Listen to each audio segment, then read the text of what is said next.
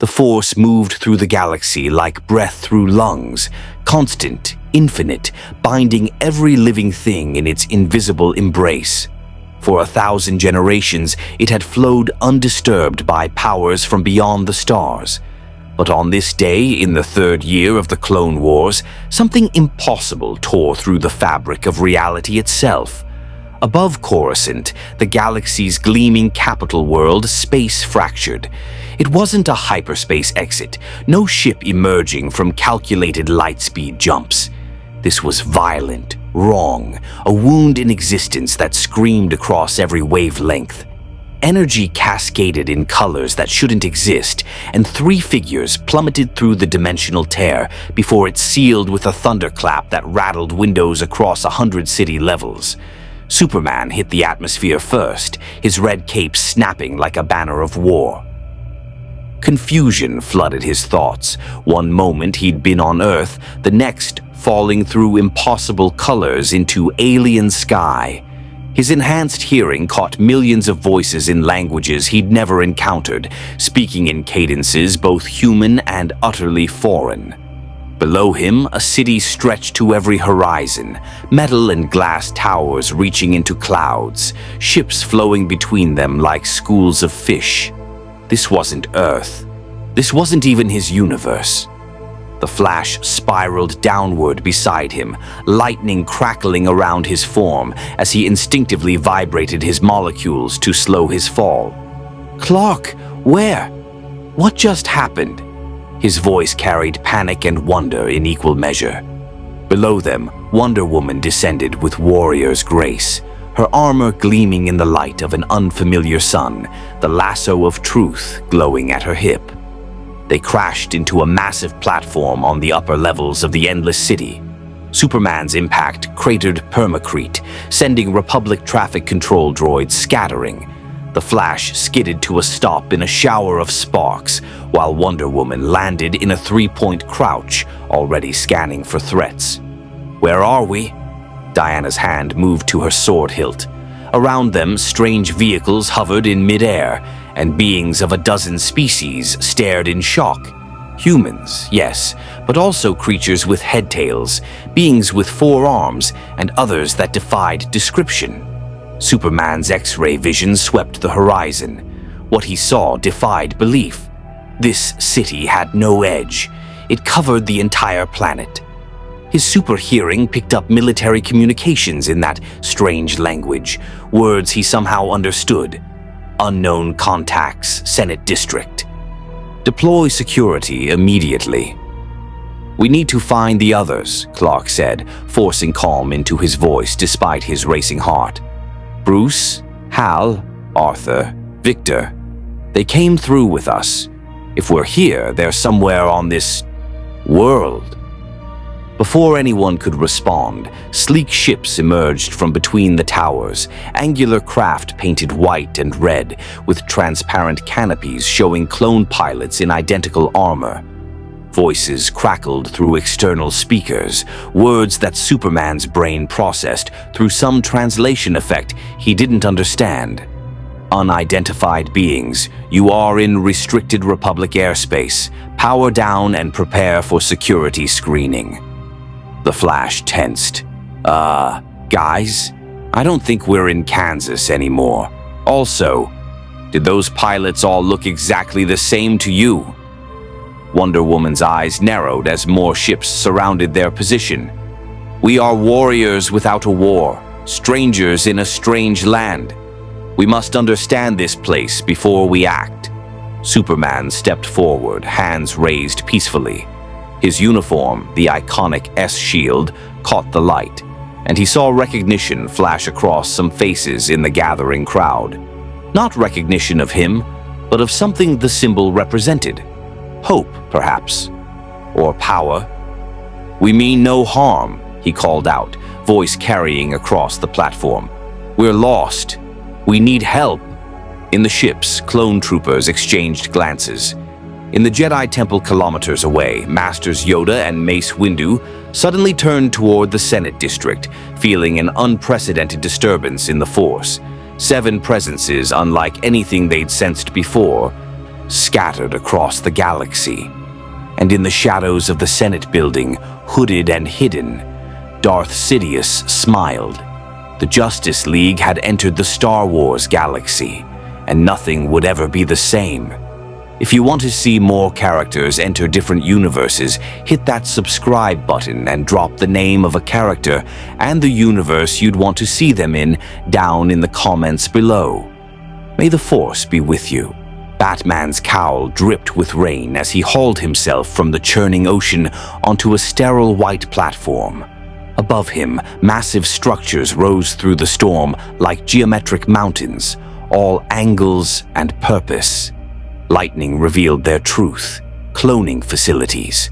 Thousands of identical soldiers visible through transparent walls, suspended in growth chambers, armor stacked in perfect rows. His detective's mind cataloged every detail while his body shivered from the cold. The ocean here wasn't like Earth's. Too salty, wrong minerals, alien microorganisms his suit's filters barely caught. Camino, the computer systems called this place. He'd already hacked 3 terminals during his swim to shore, downloading everything he could access. What he'd learned chilled him worse than the rain. An army of clones, all identical, bred for combat. A republic fighting something called separatists, Jedi, warriors with laser swords and psychic powers, serving as generals, and underneath all the official records, gaps, inconsistencies, the kind of holes in data that screamed conspiracy. Specimen approaching Typoca City perimeter, a calm voice announced from hovering security droids. Unidentified organism. Running genetic scan. Batman melted into shadows between industrial structures, but these droids had sensors beyond visible light. His utility belt felt heavier than usual. Something about this dimension had disrupted his more advanced gadgets. The rebreather worked, the grapnel held, but the EMP charges flickered uselessly. He needed information, needed to understand this galaxy before making contact. Most importantly, needed to find his team. Half a galaxy away, Green Lantern regained consciousness in a separatist detention cell on Ryloth. The power ring on his finger pulsed weakly, and Hal Jordan's head throbbed from whatever had stunned him. Through the energy barrier sealing his cell, he saw battle droids, skeletal, awkward machines with mechanical voices, standing guard. "Ring status report," he whispered. The ring's AI responded, but its voice carried static. Power levels at 73%, unable to contact OA, unable to locate Green Lantern Corps, dimensional displacement detected. Current universe designation, unknown. Warning, emotional electromagnetic spectrum reads differently in this reality. Willpower constructs require increased focus. Hal processed that. The ring still worked, but the rules had changed. He'd need to be smarter, more controlled. The barrier before him hummed with energy, not ring energy, but something else. He reached out with his will, testing its structure, and felt the ring respond. Slower than normal, requiring more concentration, but responding. Outside his cell, tactical droids discussed their prize. The Republic will pay significantly for this prisoner. Organic, unknown species, possesses technology of immense value. Hal smiled grimly. They had no idea what they'd captured. On Mon Cala, Aquaman surfaced in an alien ocean and immediately knew he was home. In spirit, if not in fact.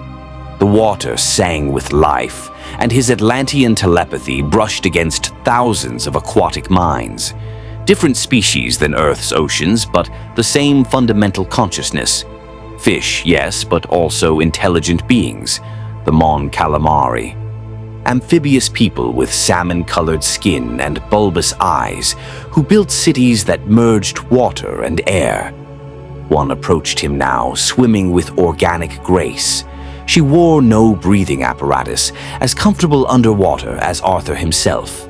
Her large eyes studied him with cautious intelligence. "You are not Quarren," nor Mon Calamari, nor any species in Republic records, she said, her voice carrying clearly through the water. The sensors detected your arrival. You fell from the sky like a meteor, but survived impact with the ocean. What are you? Arthur's hand rested on his trident, but he kept his posture non-threatening. My name is Arthur Curry. I'm from very far away. I'm looking for my friends, 6 others who would have arrived somewhere on this world or others. The Mon Calamari tilted her head. The galaxy is vast. 6 beings lost among quintillions and in the middle of a war.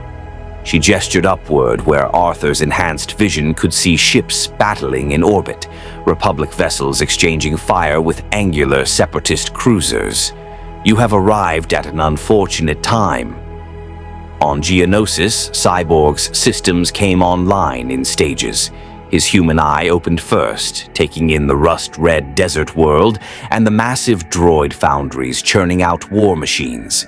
His mechanical eye flickered, running diagnostics that made his artificial heart sink. Mother box connection, severed. Boom tube generation, offline. Processing power, reduced to 40% efficiency. Communications with Justice League, no signal detected. He'd crashed near a separatist factory complex. Battle droids patrolled in formations, while bizarre insectoid aliens, Geonosians, directed construction. Victor's tactical processors analyzed the situation with crystalline clarity. He was alone, damaged, on an enemy world, with no idea how to get home or find his team. But he was still Cyborg, still a Justice League member, and his weapon systems at least worked perfectly. He began moving through the desert, using his sensors to map patrol patterns, hacking into nearby droid communications to learn the language and gather intelligence. Every system he touched revealed more about this galaxy, a massive conflict, trillions of beings, technology that seemed both advanced and strangely primitive compared to his Earth. Somewhere out there, his friends were equally lost, and if Victor knew anything about the Justice League, it was this. They never stayed separated for long. The Jedi Temple's council chamber crowned the massive ziggurat like a beacon of ancient wisdom. 12 seats arranged in a circle, tall windows revealing Coruscant's endless cityscape. Master Yoda sat in meditation, his 900-year-old mind sorting through the unprecedented disturbance in the Force, while Mace Windu stood with arms crossed, his dark face troubled. 7 they are, Yoda said softly, his ears tilting downward. Powerful, unlike anything encountered before, not Force-sensitive, yet disruptive. Ripples in the Force they create simply by existing. Mace nodded grimly. 3 are in Republic custody, the ones who arrived on Coruscant. They surrendered peacefully, but our security forces report abilities that shouldn't be possible. One of them moved faster than our sensors could track. Another seems invulnerable to blaster fire. The female deflected a full squad's worth of shots with metal bracelets. On the hollow table between them, images flickered. Superman's distinctive costume, the Flash's red suit with its lightning bolt, Wonder Woman's armor and tiara. None of them appeared in any Republic database. Their biology, where sensors had managed to scan, defied classification. Test them. We should not, Yoda warned, sensing Mace's tactical considerations. Beings of great power they are, but also lost.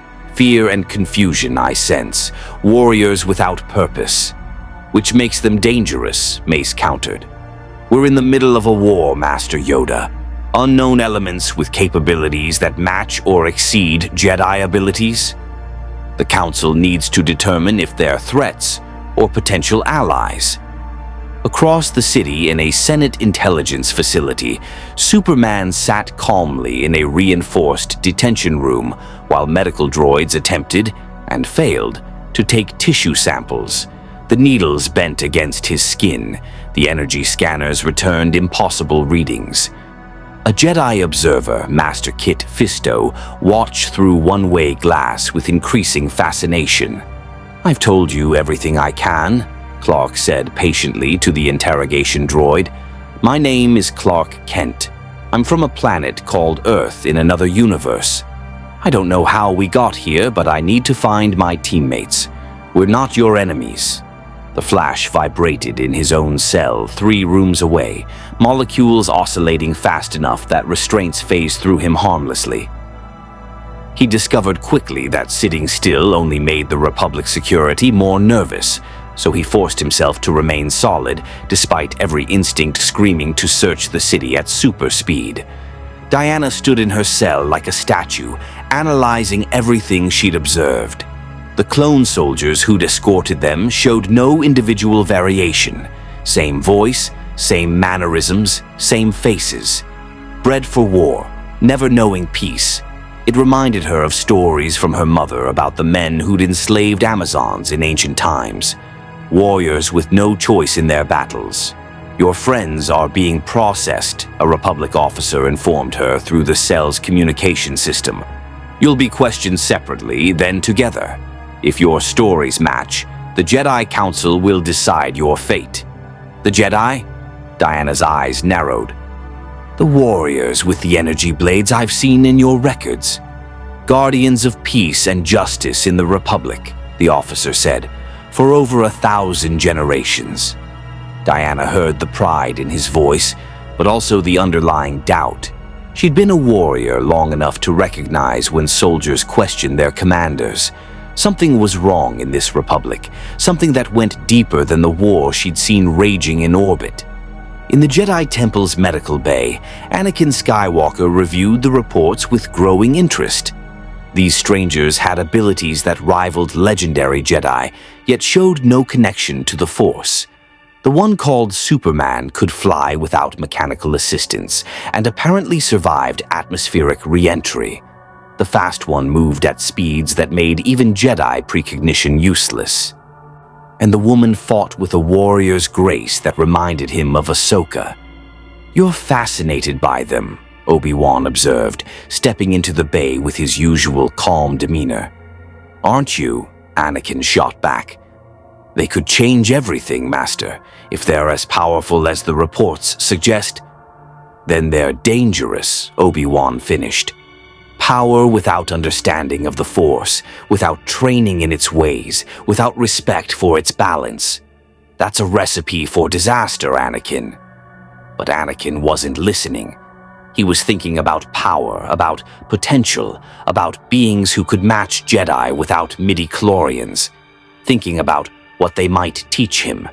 Thinking about how they might help him become strong enough to save everyone he cared about. In his Senate office, Palpatine watched the security feeds with predatory interest. His Sith-trained senses had felt the dimensional tear, tasted the unique signatures of these 7 beings. They weren't Force-sensitive, yet they disrupted his carefully laid plans simply by existing.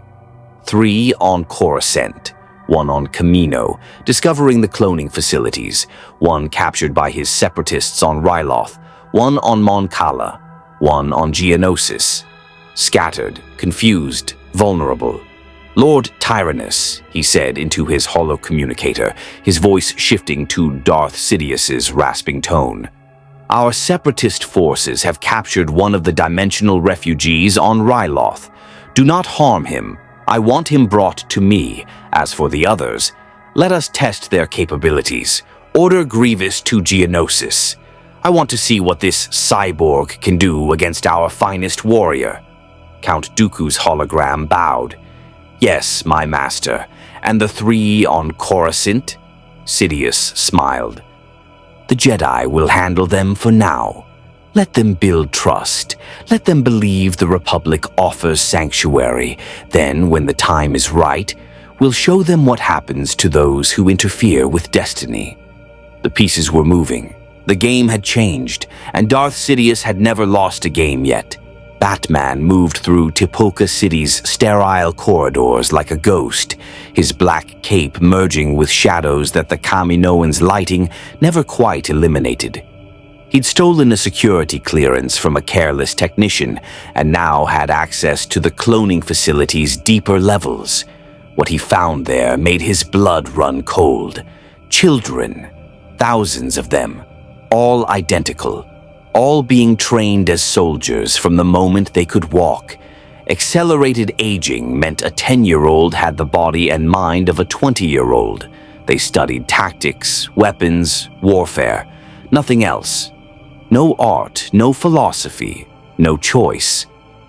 The Jedi commissioned this army. A Kaminoan scientist named Lama Su explained to a visiting Republic officer in a conversation Batman recorded from the ventilation system. 10 years ago, Master Sifo Dyas placed the order. The finest soldiers in the galaxy, bred for obedience and combat effectiveness.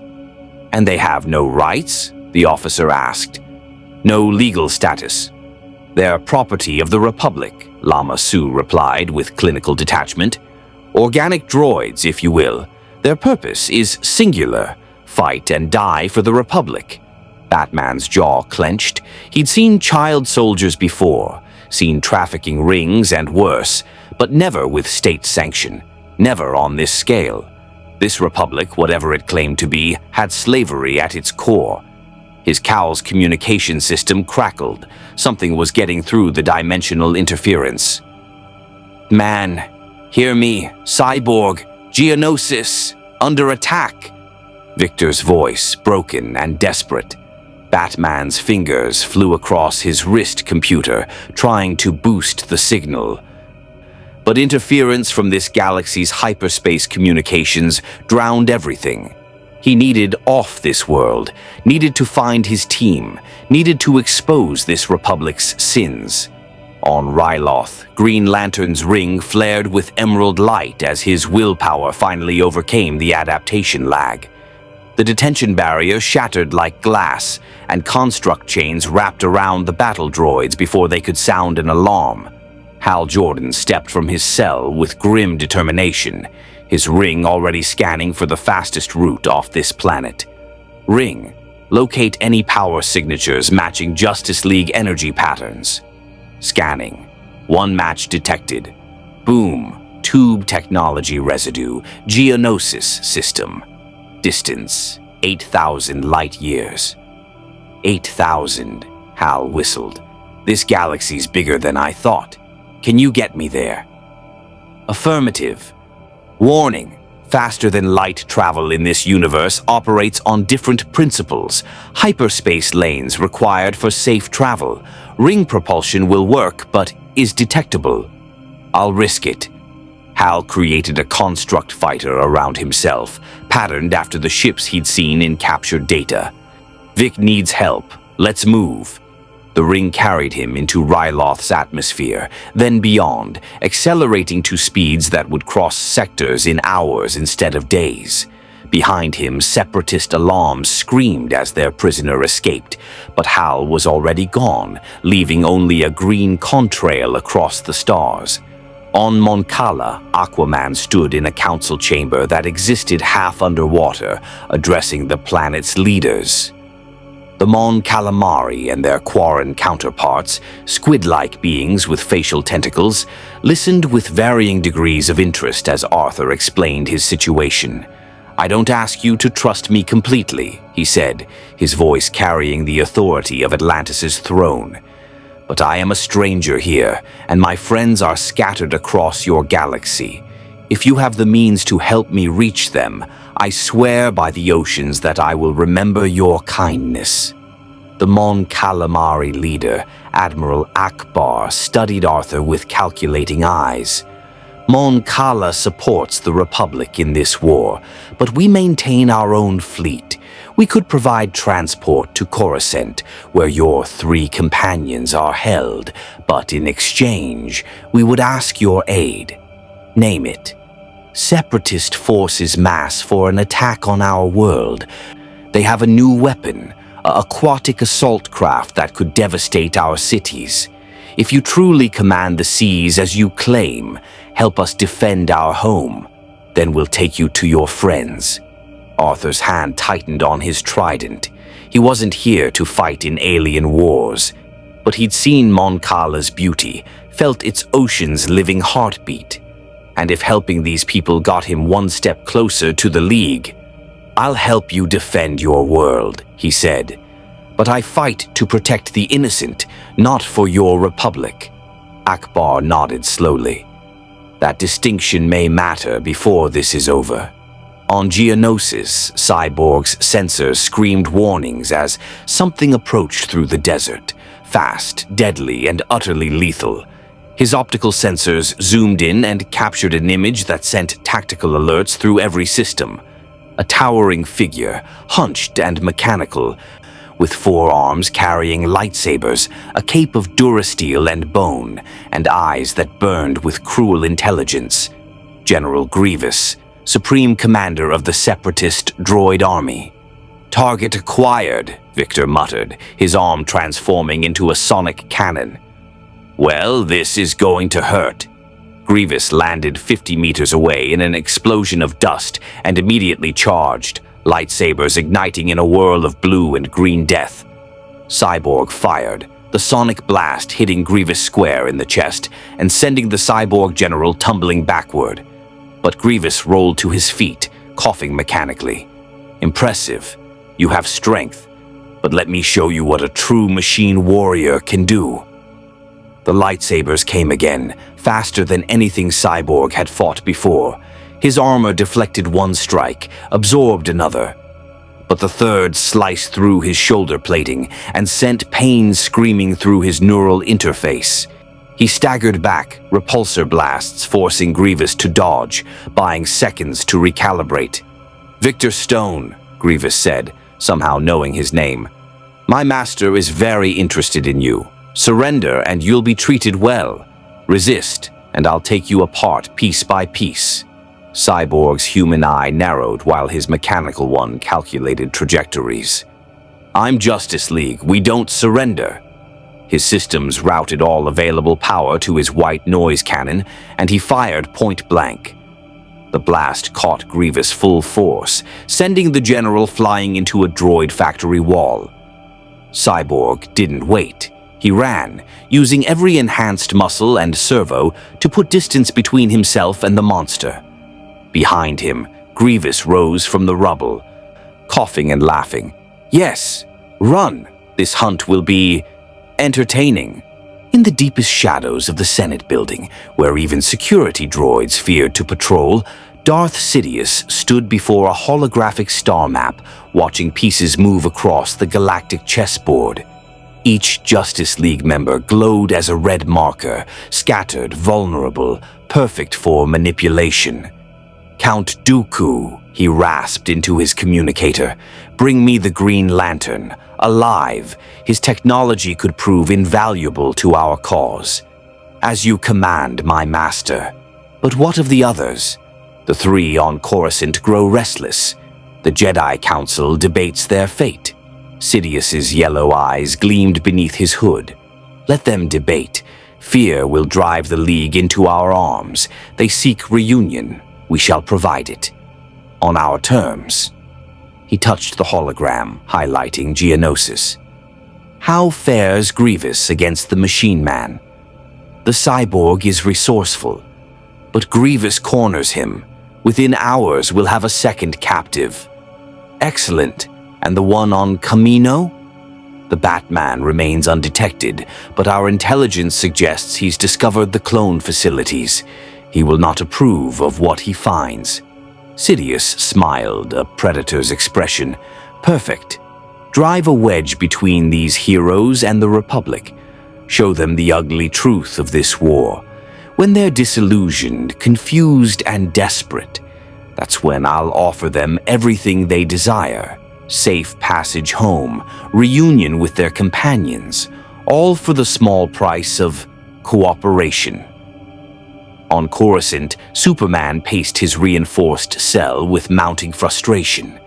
The walls were stronger than steel, but he could break through easily. What stopped him wasn't the barrier, it was principle. He'd surrendered peacefully, promised cooperation.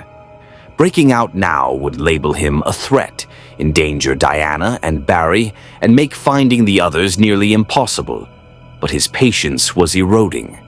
"They're treating us like criminals," the Flash said through the wall separating their cells, his voice vibrating through the molecular structure.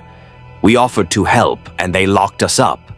"They're afraid," Diana's voice responded from the third cell. "We represent unknown power in a galaxy at war. Fear drives caution." A pause. "But Clark is right to be frustrated. We've been here 6 hours with no word about Bruce, Victor, Hal, or Arthur. Every moment we wait, they could be in danger." Superman's enhanced hearing detected approaching footsteps, several beings, one with a distinctive calm heartbeat he'd learned to recognize. Master Kit Fisto, the Jedi who'd observed their interrogation. The cell door hissed open, and the green-skinned Nautolan entered with a gentle smile. "Forgive the accommodations," Kit said, his head-tail swaying. "The Council has reached a decision. You're not prisoners. You're guests. Confusing guests whose arrival we're still trying to understand, but guests nonetheless."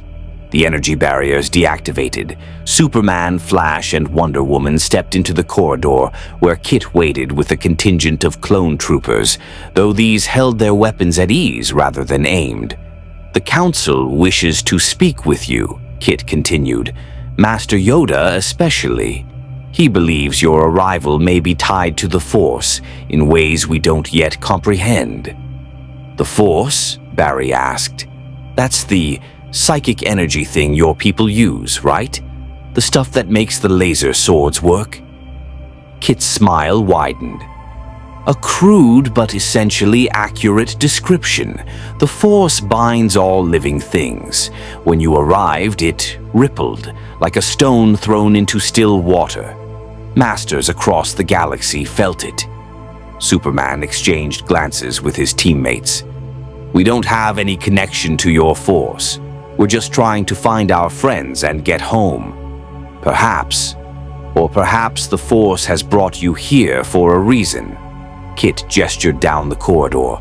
"Come, the Council awaits, and afterward we'll discuss how to locate your missing companions." As they walked through the temple's ancient halls, Superman's X-ray vision swept the structure.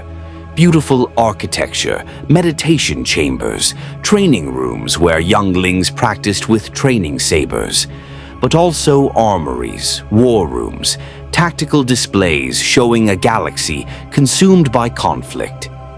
These weren't just monks or mystics, they were generals in a war machine. He caught Diana's eye. She'd noticed it too. The disconnect between what the Jedi claimed to be and what they'd become. Across the galaxy, Batman crouched in the landing bay of a Kaminoan facility, watching a sleek transport prepare for departure to Coruscant. The manifest listed medical supplies and clone trooper replacements, but Bruce's hacking had revealed something else, encrypted communications about the dimensional anomalies held at the Jedi Temple. Superman, Diana, Barry. They were alive in custody on the capital world. He had two choices: commandeer a ship and risk alerting authorities, or stow away and remain undetected until reaching Coruscant. The detective in him chose stealth. As loading droids carried cargo containers aboard, Batman slipped between them like smoke, finding a maintenance compartment near the ship's engineering section. He wedged himself into the cramped space, activated his suit's thermal dampeners, and settled in for the journey. The ship lifted off minutes later, rising through Kamino's eternal storms toward the stars. Bruce closed his eyes, conserving energy, planning his next moves. When he reached Coruscant, he'd extract his teammates, locate the others, and expose whatever conspiracy had created an army of slave soldiers for a supposedly democratic republic. But first, he needed information. And the best source sat in the pilot's databanks, accessible through the maintenance panel inches from his position. Bruce's gloved fingers found the access port and began the careful work of slicing into the ship's computers without triggering security alerts. What he found in the next hour made him question everything about this republic and its war. On Ryloth's surface, Green Lantern's ring construct ship streaked toward orbit, leaving burning droid wreckage in his wake. The Separatist garrison had tried to stop his departure with anti-aircraft fire and vulture droids, but Hal Jordan hadn't earned his fearless reputation by backing down from impossible odds. Ring, fastest route to Geonosis. I don't care about safe hyperspace lanes. Calculate a direct path. Warning, uncharted trajectory. Potential gravitic anomalies. 93% chance of encountering stellar hazards. I'll take those odds. Vic's in trouble. And I'm not leaving him hanging. The ring flared, pulling energy from Hal's limitless willpower, and opened a tunnel through space itself. Not hyperspace, something unique to the Green Lantern Corps, a construct highway that bypassed normal physics. The Emerald Path stretched before him, and Hal accelerated to speeds that would cross sectors in hours. Behind him, Count Dooku's hologram flickered to life on the Ryloth garrison's command deck. The elegant Sith Lord studied the energy readings with narrowed eyes. Alert all Separatist forces between Ryloth and Geonosis, Dooku commanded. The Green Lantern attempts a rescue. Grievous will have company soon. Ensure our general is prepared. The Jedi Council chamber felt ancient, heavy with history. Superman could sense even without Force sensitivity.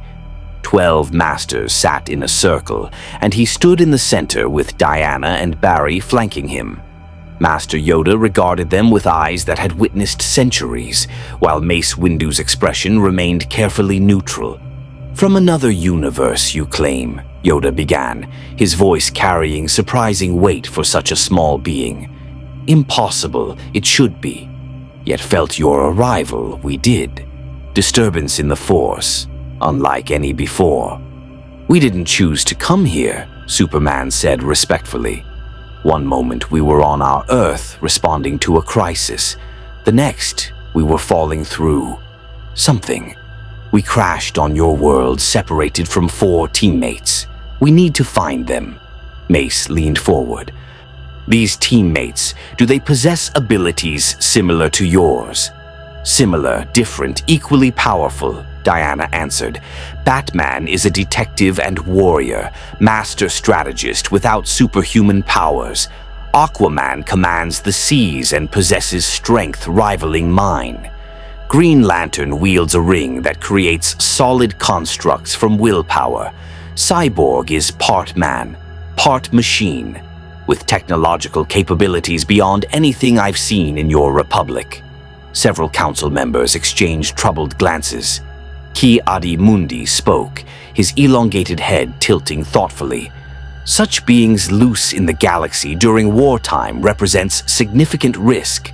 The Separatists would pay dearly to acquire or eliminate them." "Then help us find them before that happens," Barry interjected, his usual humor subdued. "Look, we get it. You don't know us, don't trust us. But we're heroes where we come from. We save people. That's what we do. Just point us toward our friends, and we'll handle the rest." "Not so simple, it is," Yoda said. "Already reports we have.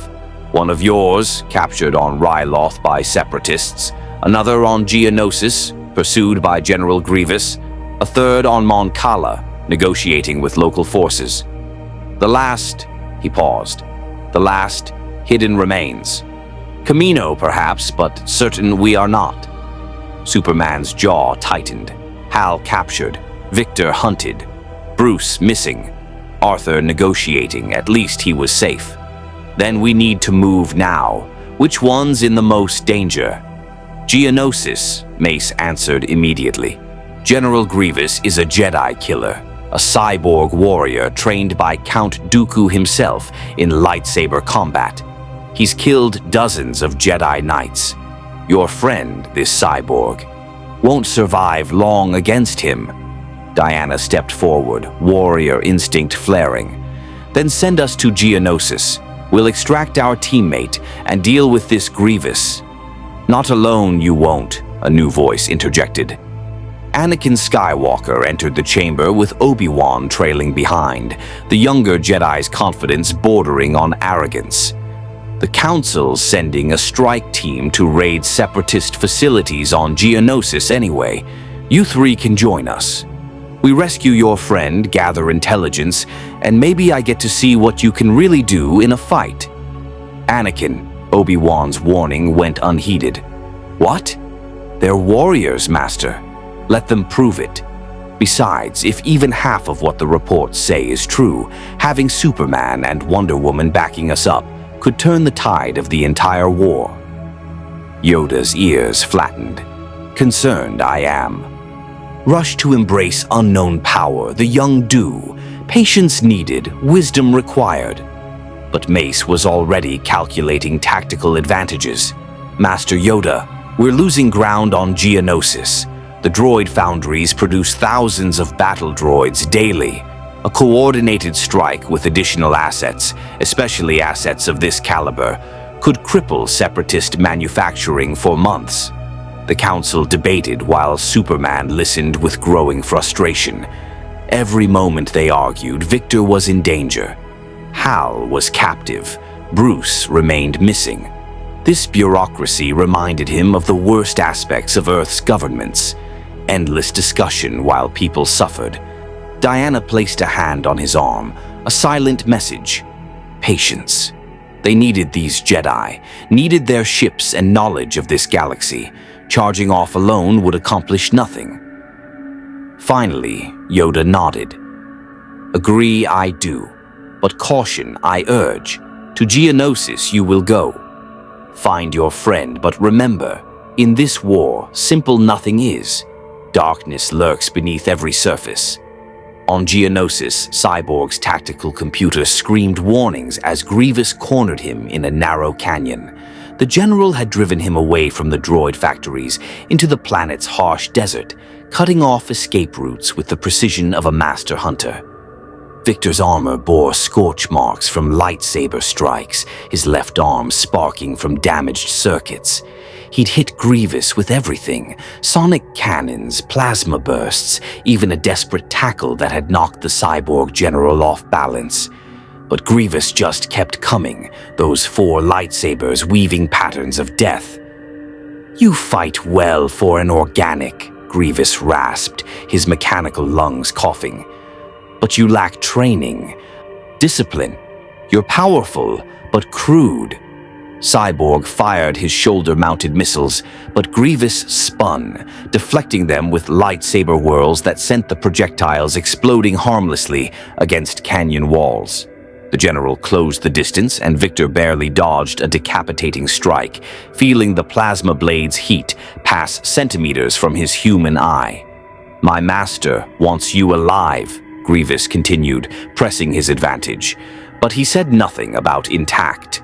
I can take you apart piece by piece and still deliver a functional prize. Victor's systems showed critical damage across multiple sectors. Power reserves at 30%. Motor functions degraded. Communication systems still jammed by separatist technology. He was losing this fight and he knew it. Then his sensors detected something impossible, a green energy signature approaching from orbit at impossible speeds, a signature his databases recognized even across dimensional barriers. Hal, Victor whispered, hope flooding through his systems. Grievous noticed his distraction and lunged, all 4 lightsabers striking simultaneously.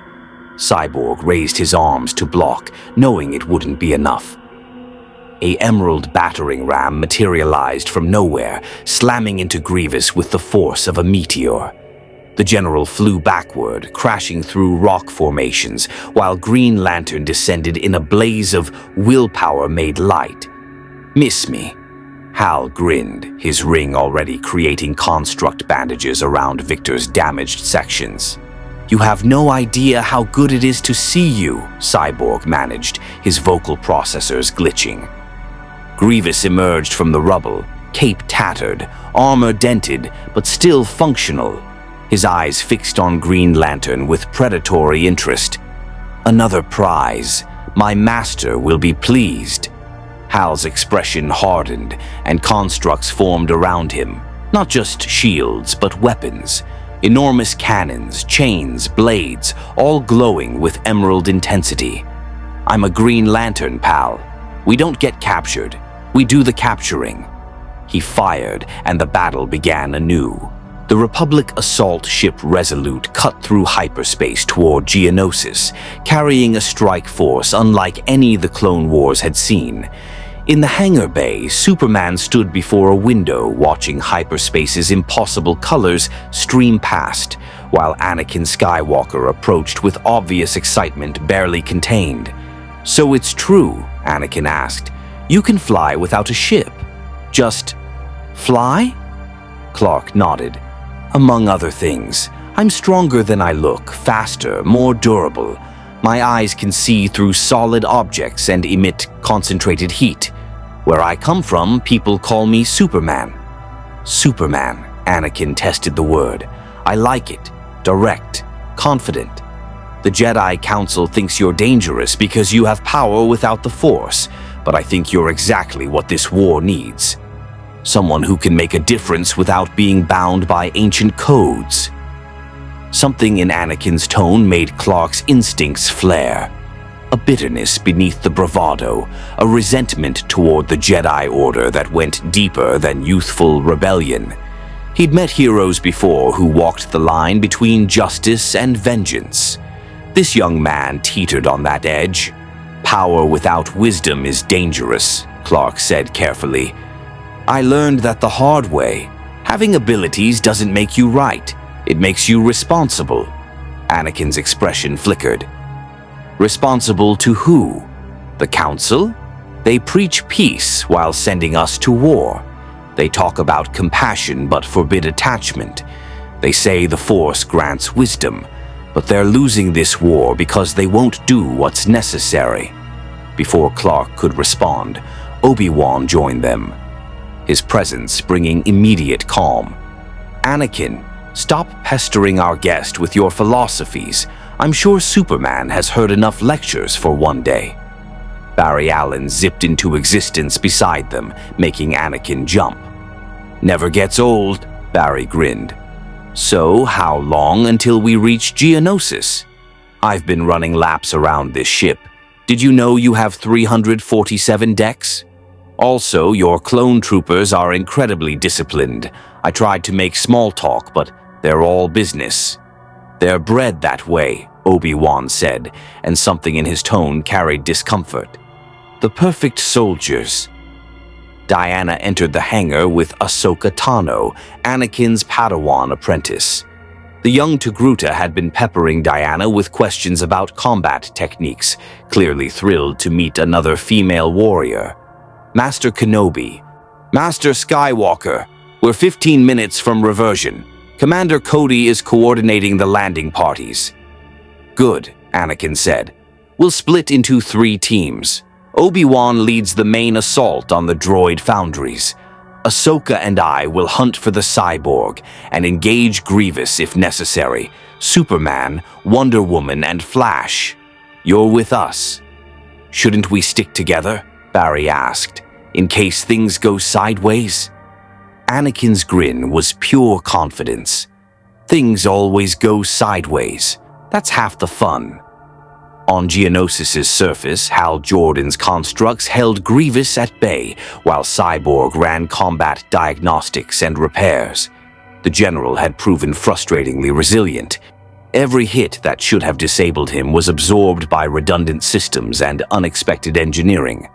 His lightsabers cut through most constructs before they could solidify, forcing Hal to constantly adapt, creating harder barriers and faster weapons. "This guy's like fighting a blender with a grudge," Hal muttered, sweat beading his forehead. The ring's power levels were dropping faster than normal, that universal incompatibility demanding extra willpower for every construct. "Vic, you got anything useful in that database of yours? Weak points? Off switches?" "He's a Kaleesh warrior inside a droid chassis," Cyborg replied, his systems slowly coming back online. Tactical analysis suggests targeting his exposed heart-lung sac, the organic part protected by the chest plate. But getting through his lightsaber defense is nearly impossible. Grievous laughed mechanically. You speak as if you have a choice. My droids surround this canyon. Vulture fighters patrol overhead. Even if you defeat me, unlikely, you'll never escape Geonosis alive. Wanna bet? Hal created a massive fist and launched it at Grievous, who split it with precise lightsaber strikes. The general used the opening to charge, cape billowing, coughing his signature mechanical wheeze. Then the sky opened up. Republic gunships screamed through atmosphere, laser cannons blazing as they engaged separatist vulture droids. 8 TEs, massive walker tanks, thundered across the desert, their heavy cannons targeting droid foundries. And leading them, a figure in blue and red flying without a ship, cape streaming behind him like a banner of impossible hope. Superman hit Grievous like a meteor. The impact cratered the ground, sending shockwaves through the canyon. Grievous flew backward, his mechanical body crumpling against rock formations. Before he could recover, Superman was there, grabbing 2 of his 4 arms with strength that bent Durasteel. "Stay down," Clark said, his voice carrying absolute authority. Grievous's eyes burned with rage. His other 2 arms brought lightsabers up, but Wonder Woman was already there, her bracelets deflecting both blades with precision that made even Jedi look clumsy. She swept Grievous's legs with her own, and Diana planted her boot on his chest plate. "The battle is over," she declared. The Flash zipped around them in a blur, using his speed to disarm the scattered battle droids before they could fire. Anakin and Ahsoka landed nearby, lightsabers ignited, while Obi-Wan coordinated clone forces through his comlink. Hal let his constructs fade, exhaustion flooding through him. "Took you guys long enough." "We came as fast as we could," Barry said. "Also, hyperspace is weird. I kept wanting to phase through the ship." Cyborg limped forward, his systems stabilizing now that the immediate threat had passed. "Good to see you guys. Now let's get off this rock before—" Grievous's mechanical laughter cut through the moment. Even pinned, even defeated, the general's voice carried dark amusement. "You think this changes anything? You've won a battle. The war continues, and my master has plans for all of you." Superman's X-ray vision swept the general's mechanical body, seeing past armor to the organic heart still beating inside. "Your master, tell us about him." "You'll meet him soon enough," Grievous rasped. "Count Dooku takes great interest in dimensional anomalies." Anakin's expression darkened. "Dooku's here, on Geonosis?" "Not here," a cultured voice answered from the canyon ridge, "but close enough." Count Dooku stood above them, lightsaber unignited but ready, his bearing aristocratic and dangerous. Behind him, separatist super battle droids deployed in formation, their wrist-mounted weapons charging. "Justice League," Dooku said, tasting the words. "My master has told me about you, beings from another universe, possessing remarkable abilities. I offer you a choice. Join the Separatist Alliance and we will help you return home, or remain with the Republic and die in their corrupt war."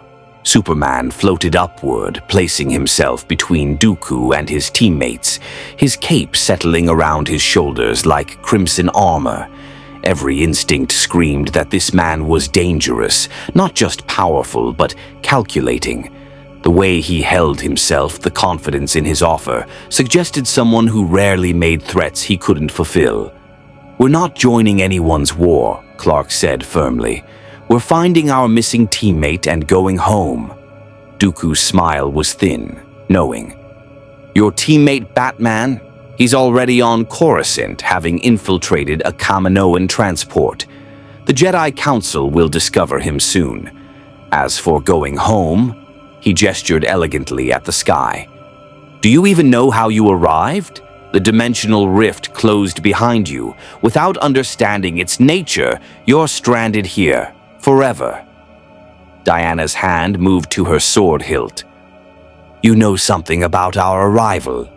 I know many things, Princess. I know that your appearance coincides with my master's plans. I know that the Force itself bent to allow your passage, and I know that both the Republic and the Separatists see you as potential weapons. Dooku's lightsaber ignited, glowing red in the desert heat.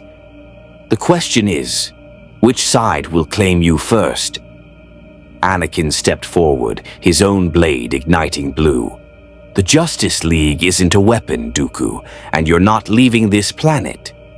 Bold words from a boy playing soldier, Dooku countered. Tell me, young Skywalker, have your new friends told you about their world?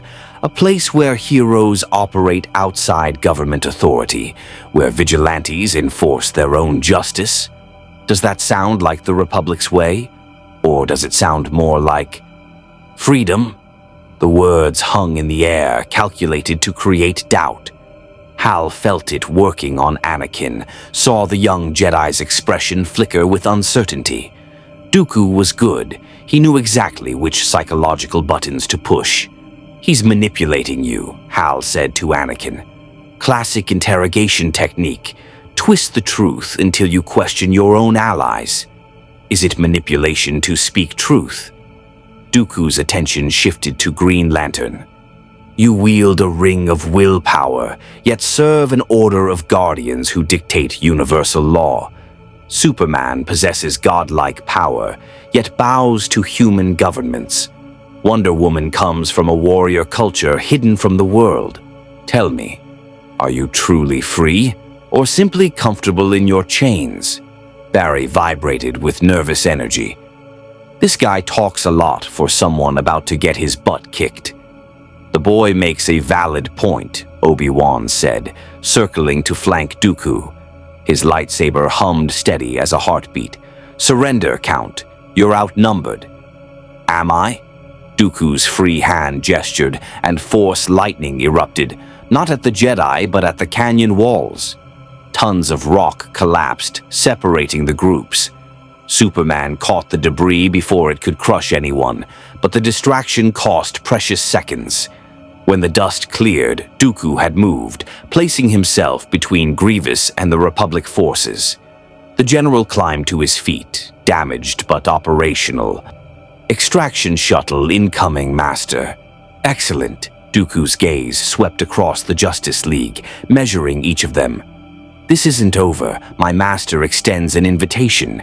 Come to us willingly, and learn the truth about why you're here. Remain with the Jedi and discover how little their promises mean when prophecy and political necessity collide. A separatist shuttle screamed down from orbit, its boarding ramp already lowering. Droids provided covering fire while Dooku and Grievous began their retreat. Anakin lunged forward, but Superman grabbed his shoulder. Let them go. We have what we came for. Victor's safe. Safe? Anakin wrenched free, anger flooding his features. Dooku's escaping. We can't just... We can and will, Obi-Wan said firmly. The mission was rescue, not assassination. We've accomplished our objective. But Anakin stared at the departing shuttle with barely contained fury, and Hal recognized that expression. He'd seen it on heroes who were one bad day away from becoming something darker.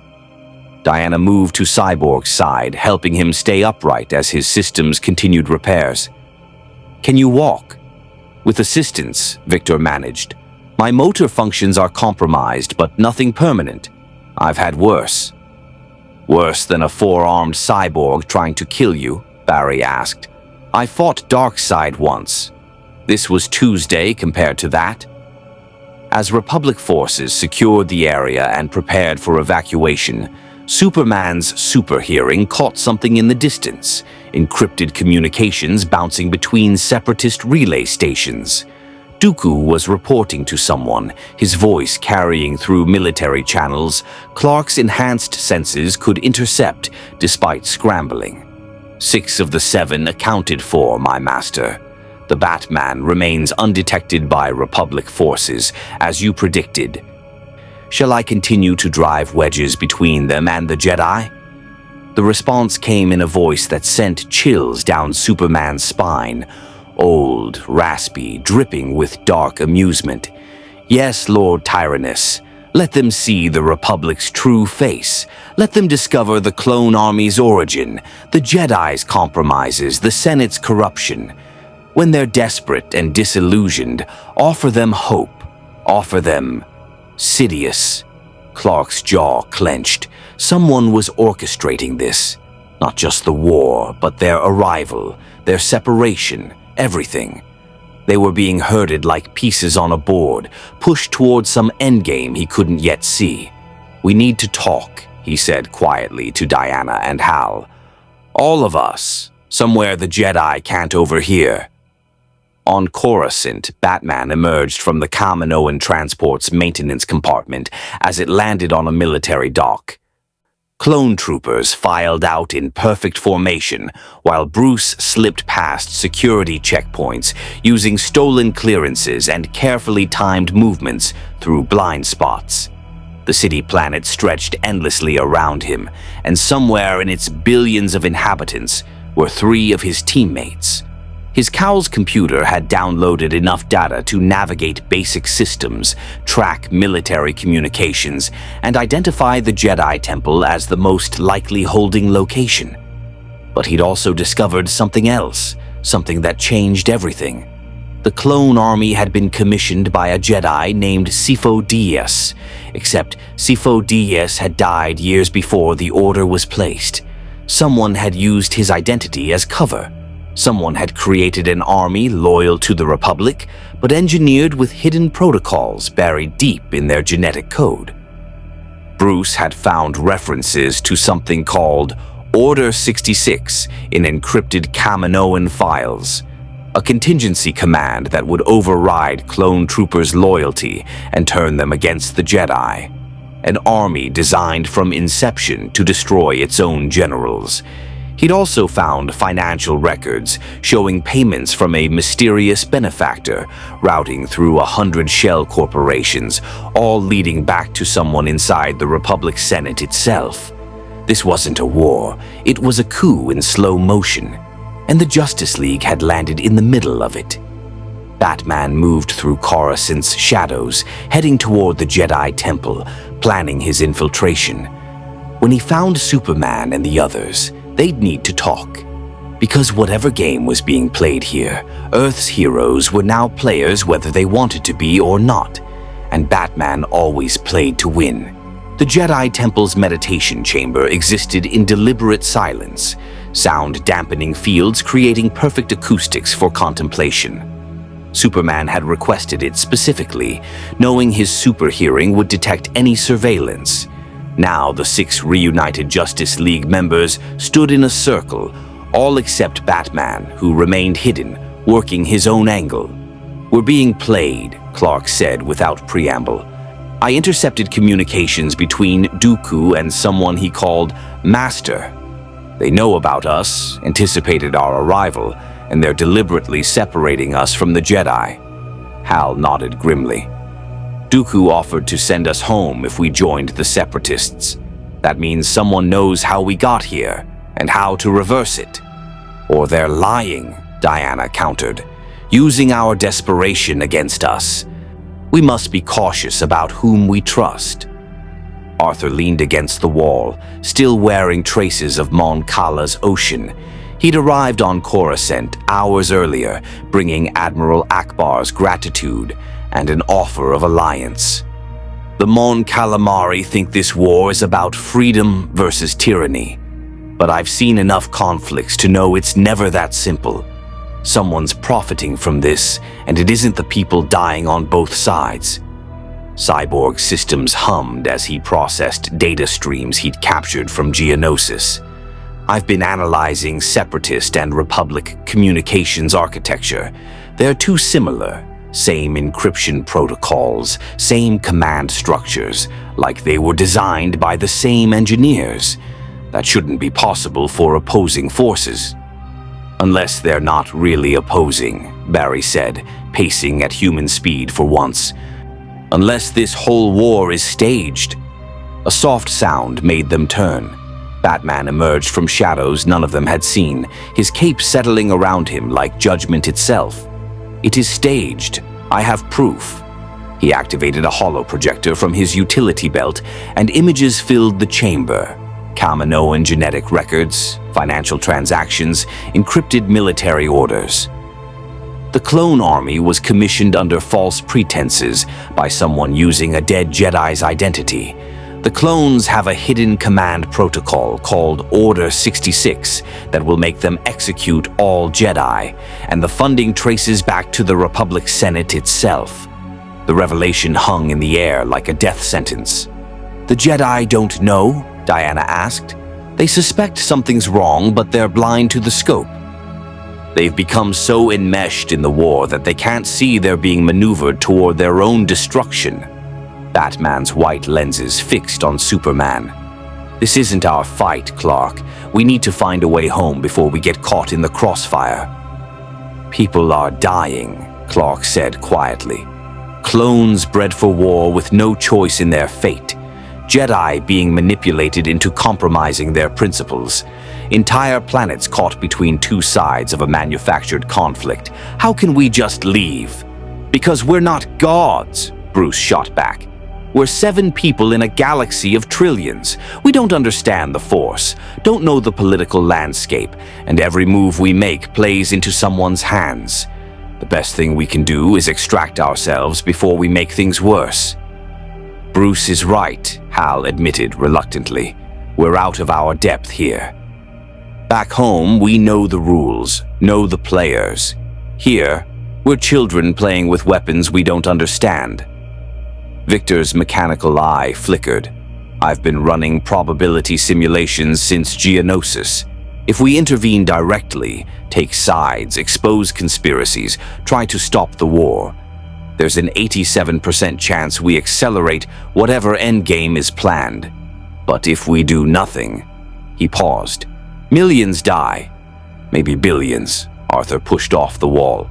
So we're damned either way, classic. The chamber's door hissed open. Anakin Skywalker stood in the entrance, his expression unreadable. How long have you known? Superman's heart sank. Anakin, how long? The young Jedi's voice carried dangerous edge. About the clones, about Order 66, about all of it. I discovered it 3 hours ago, Batman said evenly. I was preparing to inform the Council. Were you? Anakin stepped inside and the door sealed behind him. Or were you planning to run like your friend suggested? Leave us to our fate while you search for a way home. Diana moved between them, her diplomatic training surfacing. Anakin, we understand your anger, but you understand nothing. Anakin's hand moved to his lightsaber hilt. You arrive in our galaxy with your powers and your certainty, and you think you can judge us. The Jedi Council uses you, the Separatists want you, and you have the luxury of walking away. We don't. This is our home, our war, our people dying. Which is exactly why we shouldn't interfere, Bruce insisted. We're variables in an equation we don't understand. Every action has consequences we can't predict. Anakin's laugh was bitter. Consequences. The Council preaches about consequences while they send me to battlefields and tell me to suppress my emotions. They talk about balance while the galaxy burns. Maybe what this war needs is someone willing to do what's necessary, consequences be damned. The temperature in the room seemed to drop.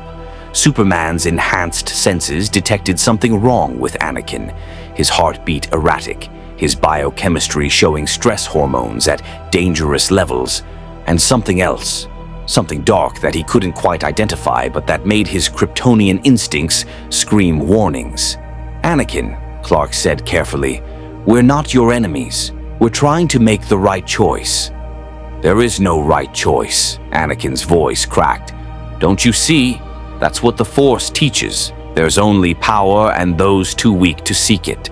Light and dark are just Labels. Diana's eyes widened in recognition. She'd seen this before on Themyscira, when warriors stood at the precipice of corruption. You're being tempted. Someone is whispering in your mind, showing you visions of power. I don't need visions. I need strength. Strength to save the people I love. Strength to end this war. Strength to... Anakin stopped himself, but the damage was done. The League had seen the fracture, the darkness creeping into a hero's heart. The chamber door opened again. Obi-Wan entered with Master Yoda, the ancient Jedi's expression grave. Sensed the disturbance, we did. Dark thoughts, Anakin has. Dangerous they are. I'm fine, Master, Anakin said, his composure snapping back into place like a mask. Just frustrated that our guests plan to abandon us. Yoda's ears drooped. Choose their path they must. Force their hand we cannot. But Batman's information share with the Council. He should. Bruce nodded. I intend to. But you need to understand, whoever orchestrated this is playing a long game. They're steps ahead, anticipating your moves. Exposing Order 66 might trigger their endgame rather than prevent it. Then what do you suggest? Obi-Wan asked. Investigate carefully. Don't alert whoever's pulling the strings. And... Batman's gaze swept the assembled Jedi and heroes. Prepare for the worst, because it's coming whether we're ready or not. In his Senate office, Darth Sidious felt the disturbance and smiled. The Batman had discovered Order 66, earlier than planned but acceptable. The Justice League debated intervention. Perfect. And Anakin Skywalker's darkness grew stronger with each moment of doubt. Everything was proceeding as he had foreseen. The Senate Plaza stretched across kilometers of polished stone, a monument to democracy that Superman now saw with clear eyes. Behind the gleaming facade, corruption festered. In the towering spires, senators traded votes and lives with equal indifference. And somewhere in those shadows, a puppet master orchestrated galactic genocide.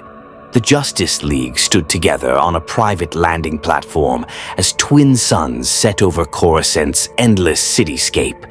They'd spent the last 2 days in intense negotiations with the Jedi Council, sharing Batman's intelligence while carefully avoiding direct intervention. The Council had listened, investigated, and found disturbing confirmation of Bruce's discoveries. But they'd also found something else, a way to send the League home. The Jedi archives contain records of dimensional rifts, Obi-Wan explained, reviewing data on a holographic display. Ancient texts describing tears in reality caused by force storms, massive concentrations of energy that bend space and time. We've located such a storm forming in the unknown regions, near the same coordinates where your energy signatures first appeared. How long until it peaks? Hal asked.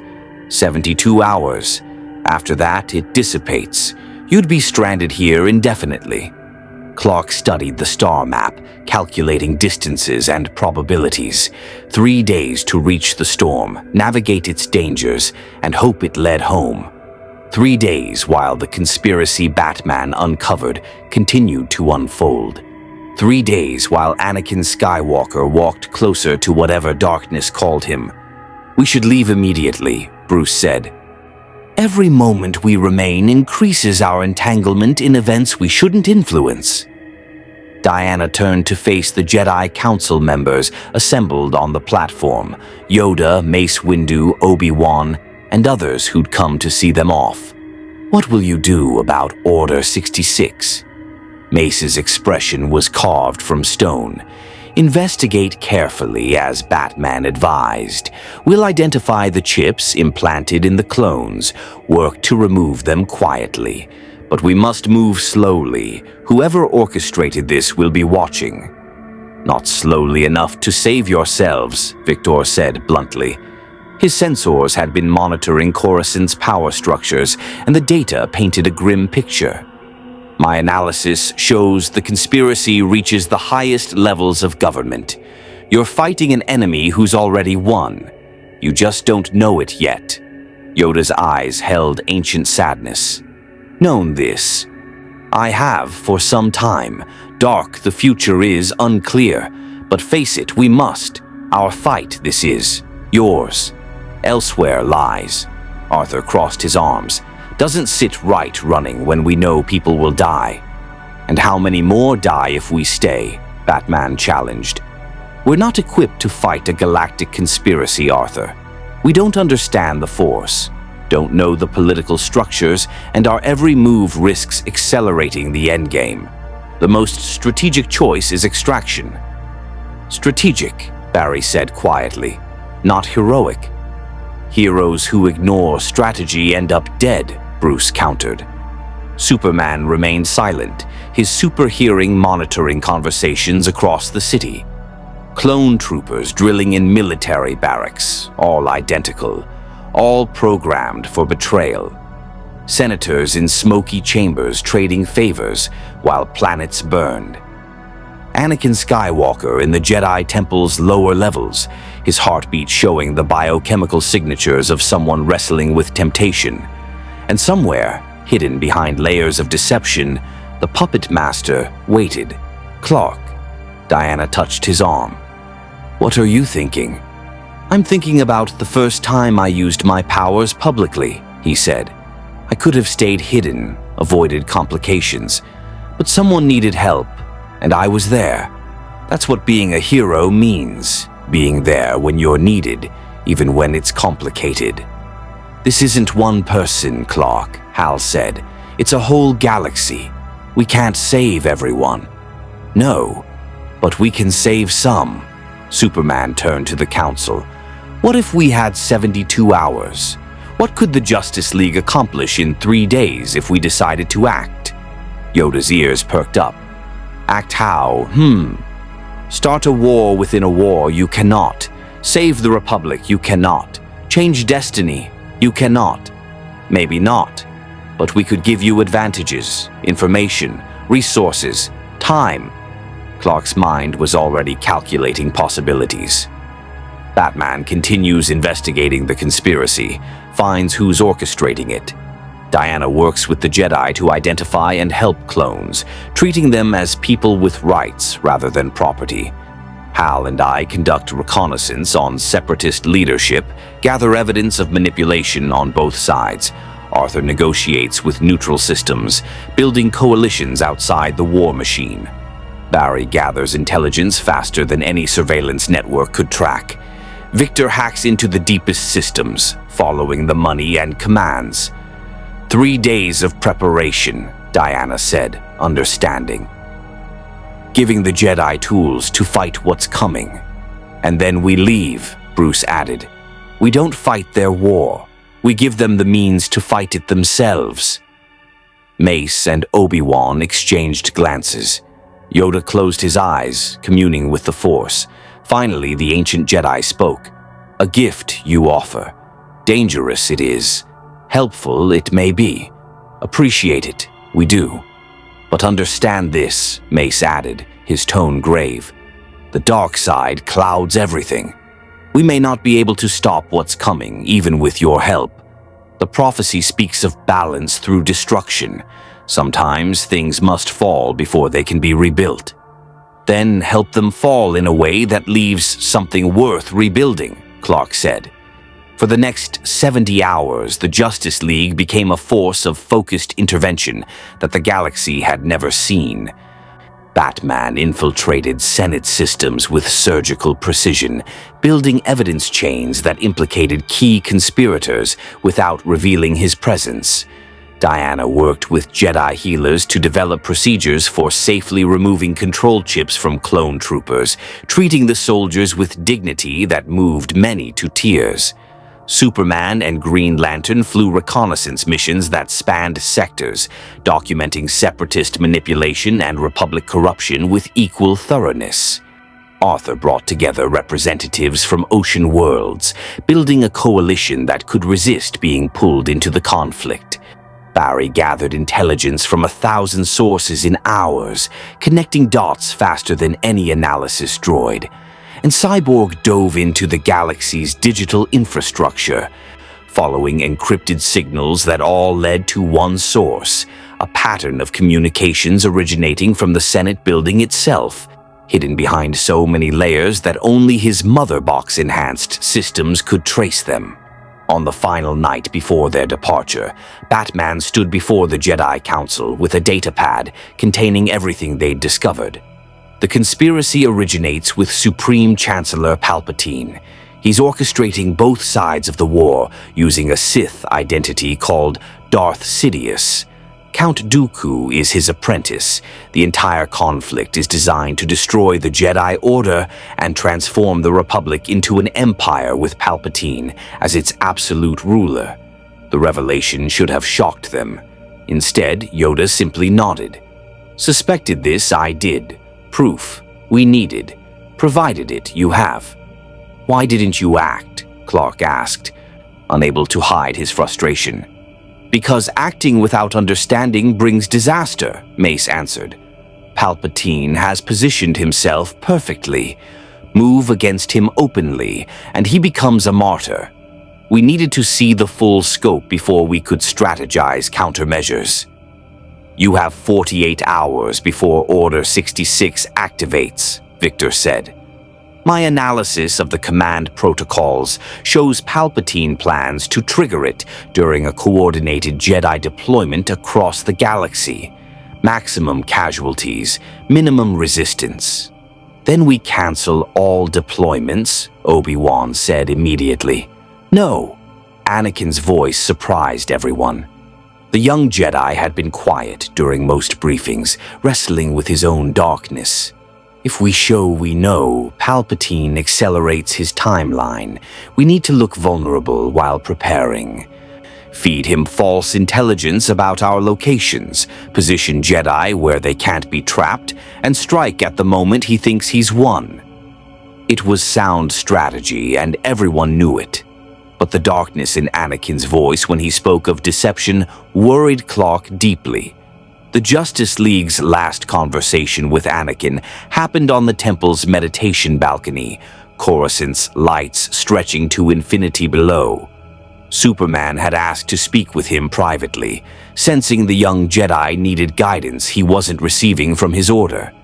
You remind me of someone I know, Clark said. Someone powerful, brilliant, but scared of losing the people he loves. That fear makes him dangerous to himself and others. Is that supposed to be comforting? Anakin asked bitterly. It's supposed to be a warning. I've seen what happens when fear drives power. It doesn't end well. Superman turned to face him fully.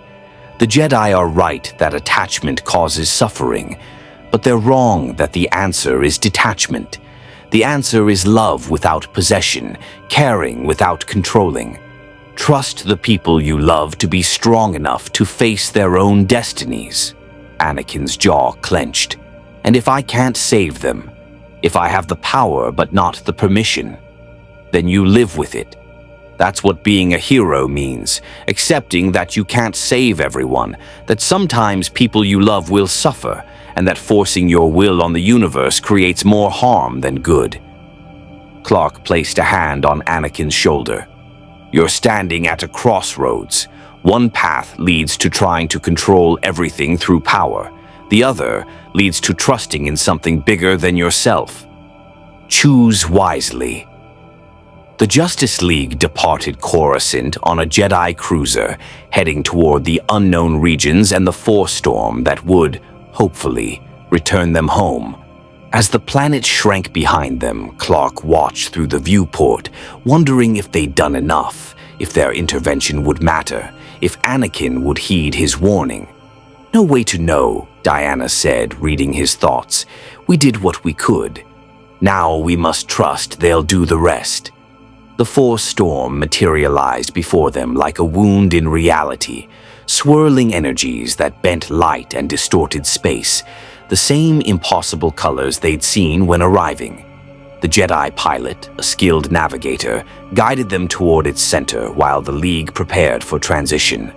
Everyone ready? Hal asked, his ring pulsing with stored energy. As ready as we'll ever be, Barry said. Man, I'm going to miss flying through hyperspace. That stuff is trippy. I'm going to miss Mon Cala's oceans, Arthur admitted. Different species, but the same beautiful chaos of aquatic life. Victor's systems hummed as he prepared for dimensional shift.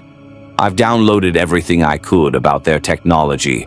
If we ever come back, we'll understand this place better. Batman said nothing, but Clark knew Bruce was already analyzing everything they'd learned, preparing contingencies for the impossible chance they returned. That was who Bruce was, always planning, always preparing. The ship entered the storm, reality fractured.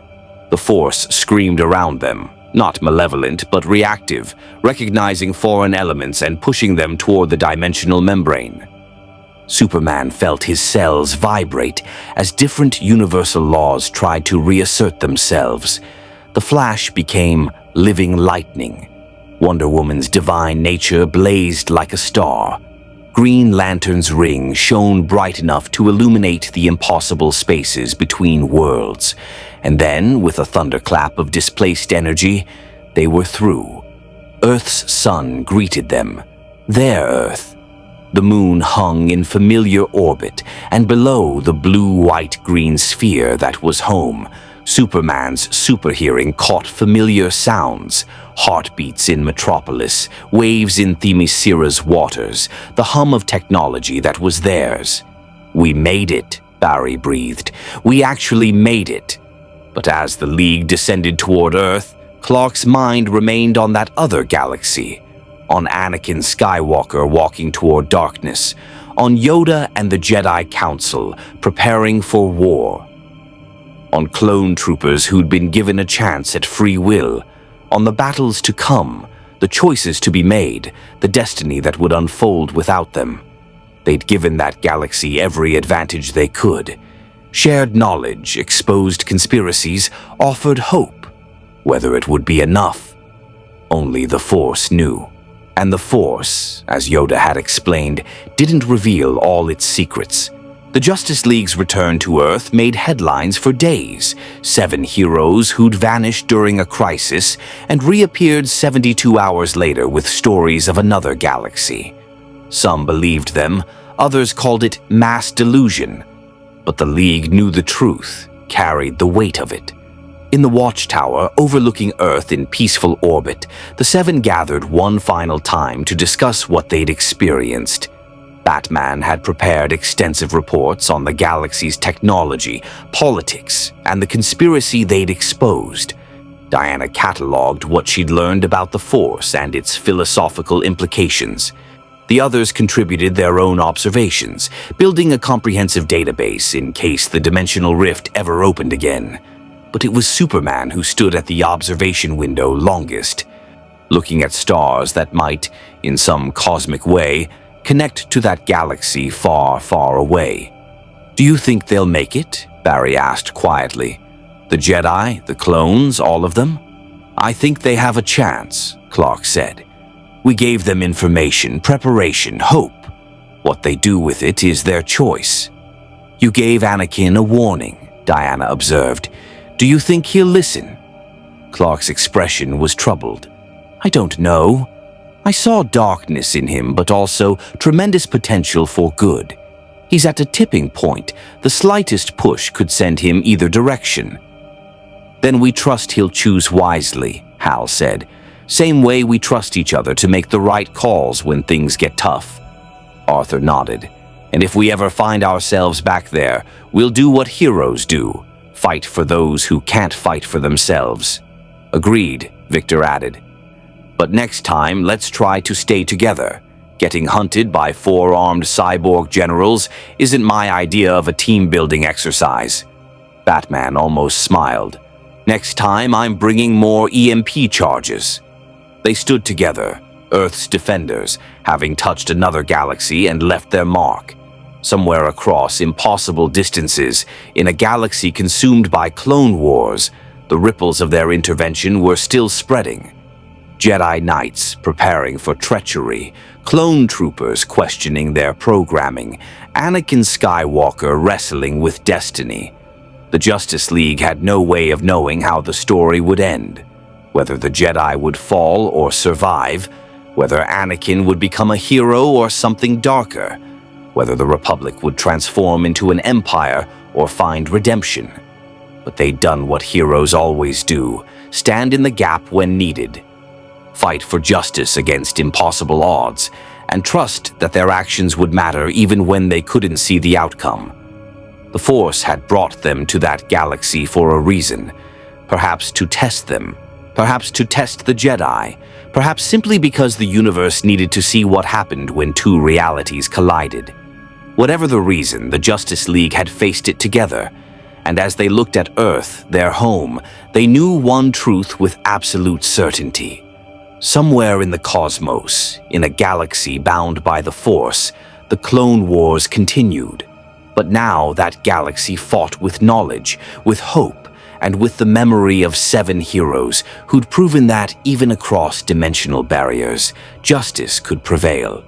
The game had changed, the pieces had moved, and in the shadows of Coruscant, Darth Sidious had discovered that his perfect plan now had variables he'd never anticipated. The prophecy spoke of balance. The Justice League had simply ensured that balance wouldn't come without a fight. May the Force be with you. More stories await.